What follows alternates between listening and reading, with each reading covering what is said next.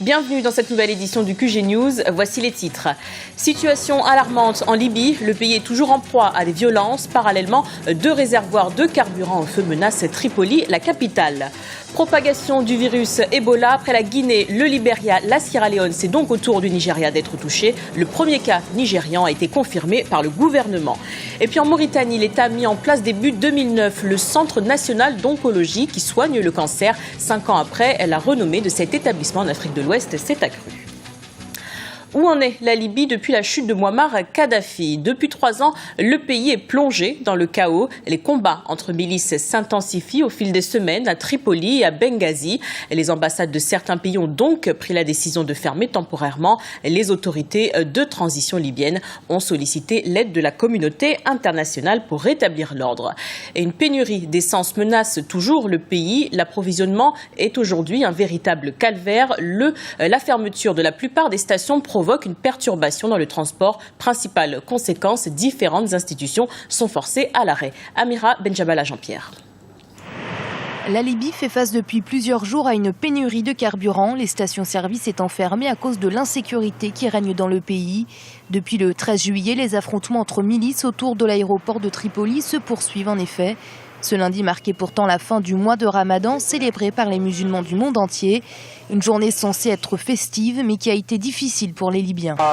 Nous sommes en période de vacances. Les gens veulent profiter, mais ils ne peuvent pas. Ils veulent sortir et faire du shopping pour la fête, mais regardez, ils n'ont pas une goutte d'essence. Même si l'essence reste disponible à cause de la fermeture des stations, on retrouve un peu partout de longues files d'attente devant les pompes à essence. Des centaines de voitures ont été laissées à l'abandon faute de carburant. Les automobilistes de la capitale libyenne, Tripoli, s'impatientent pour pouvoir se ravitailler en carburant dans des conditions parfois difficiles. L'essence est disponible, mais quand les gens remplissent leur voiture, ils remplissent pour 4, 5, 6 ou 7 jours. C'est inacceptable. La production de la Libye, 4e producteur africain de pétrole, était de 1,6 million de barils par jour, avant la révolution qui a renversé en 2011 le régime de Mouammar Kadhafi, avant de chuter à moins de 200 000 barils par jour actuellement. Les Libyens espèrent par ailleurs que le nouveau Parlement, issu des élections du 25 juin, parviendra à imposer un arrêt des combats. La nouvelle Chambre des représentants doit entrer en fonction le 4 août.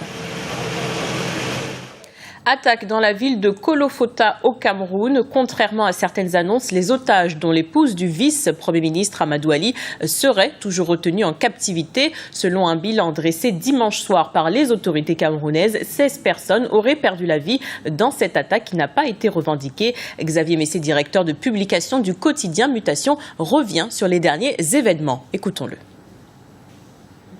Il n'est pas encore établi entre les éventuels négociateurs et les membres de la secte Boko Haram. Mais ce qui est évident, c'est que les services de renseignement nigérians et camerounais, qui ont des contacts très souvent en pareil cas, ont certainement établi déjà ce contact. Selon les informations à notre disposition, on n'a aucune trace des personnes enlevées depuis dimanche matin. On n'a aucune trace.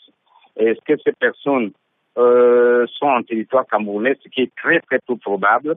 Ces personnes seraient certainement en territoire nigérian, parce que lorsque les assaillants, au moment où ces assaillants quittent la localité de Kolfata, ils ont miné le pont qui sépare le territoire camerounais du territoire nigérian, de manière à ce qu'ils sautent et qu'ils se mettent à l'abri des poursuites éventuelles de l'armée camerounaise.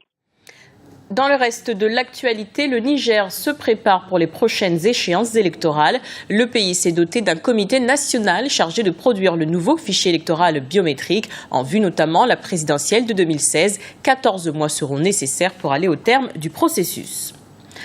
Au Nigeria, un homme âgé de 40 ans présentant des symptômes du virus Ebola est donc décédé à Lagos vendredi dernier. C'est le premier cas de fièvre hémorragique enregistré dans le pays. Le gouvernement a mis en place un dispositif d'urgence. Florencia Samporé. La Guinée, le Libéria, la Sierra Leone, le premier cas de décès causé par le virus Ebola a été enregistré le 25 juillet dernier à Lagos, au Nigeria. Mais pour les autorités, il n'y a aucune raison de s'alarmer pour l'instant. Il s'agit d'une confirmation que nous avons été en contact avec le virus. Nous avons maintenant des informations sur ces manifestations dans le pays. Mais à l'heure où je vous parle, nos équipes forment les personnels médicaux et interrogent ceux qui ont été en contact avec le malade pour éviter de propager le virus. Depuis vendredi, le Nigeria tente de retracer des milliers de personnes qui ont été en contact direct ou indirect avec le porteur du virus libérien. Le gouvernement a placé tous ses ports et aéroports en alerte et débuté une campagne médiatique pour sensibiliser la population nigérienne. Nous recherchons actuellement plus de 30 000 personnes parce que tous ceux qui ont été en contact avec le patient libérien devraient être traités comme des cas suspects. Mais malgré les mesures prises, les habitants restent nerveux. À Lagos, la ville la plus peuplée de l'Afrique, les populations réclament de meilleures infrastructures et des services de santé pour faire face à l'épidémie. Dans cette zone, la réticence des villages est liée au fait que les gens ont été surpris par la maladie et ont très peur de Ebola. L'épidémie en cours depuis le début de l'année a déjà fait plus de 670 morts selon l'Organisation mondiale de la santé. Faciliter l'accès aux soins, telle est l'ambition des États africains. En Mauritanie, par exemple, un centre consacré au traitement des patients atteints du cancer a été mis en place en 2009. Il dispense des soins spécialisés grâce à un matériel de pointe et à la formation d'un personnel qualifié. Un reportage de Franck Noudofinin, notre correspondant en Mauritanie. Le cancer n'est plus désormais une fatalité en Mauritanie. Avec ou sans moyens financiers, les malades de tout type de cancer arrivent à se faire soigner gratuitement. Mis en place depuis début 2009, le Centre national d'oncologie est le seul hôpital du pays à soigner tous les types de cancers, et ceci gratuitement pour tous les citoyens mauritaniens, même ceux qui ne bénéficient pas d'une assurance maladie. Je voudrais rappeler qu'avant la création du Centre national d'oncologie, la Mauritanie a évacué ses patients à l'étranger, notamment dans les pays du Maghreb. Et ce sont des évacuations qui coûtaient environ 6 millions de dollars par an. Et depuis la fin de 2008, il a été mis en place un Centre national d'oncologie. Et aujourd'hui, nous soignons 1 millier de patients par an atteints de cancer. Et la plupart de ces patients sont des malades indigents qui bénéficient de la gratuité totale depuis la consultation jusqu'à la prise en charge. Le petit Diagana suit des soins au Centre national d'oncologie depuis plusieurs mois. Son évacuation au Maroc n'a pas suffi pour sa guérison. Aujourd'hui, tout semble aller mieux. On est ici depuis 2012 et son état s'améliore. Benina, il a tout fait pour nous, alhamdoulilah. Quand on était hospitalisé à l'hôpital national, on a fait une semaine là-bas. Après, on est venu ici, on nous a envoyés ici. Aujourd'hui, ça va. Il continue toujours le traitement, ça va, alhamdoulilah. Dieu merci beaucoup. Supervisé par l'Agence internationale de l'énergie atomique, le Centre national d'oncologie se lance aujourd'hui vers une nouvelle expérience, celle de la médecine nucléaire.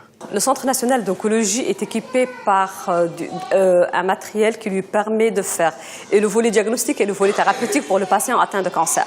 Quand on dit volet diagnostique, ça veut dire l'imagerie classique, elle est disponible. La biologie médicale, elle est disponible. L'anatomopathologie, il y a un service d'anatomopathologie qui permet donc de faire donc, le diagnostic et l'immunohistochimie. Et il y a un scanner si jamais le patient il en a besoin. Aujourd'hui, le Centre national d'oncologie dispose d'un personnel spécialisé mauritanien. Des médecins radiothérapeutes, des physiciens médicaux, mais aussi des techniciens capables d'assurer les soins. Nous vous remercions pour votre fidélité. Dans un instant, une nouvelle édition de l'information sur Africa 24.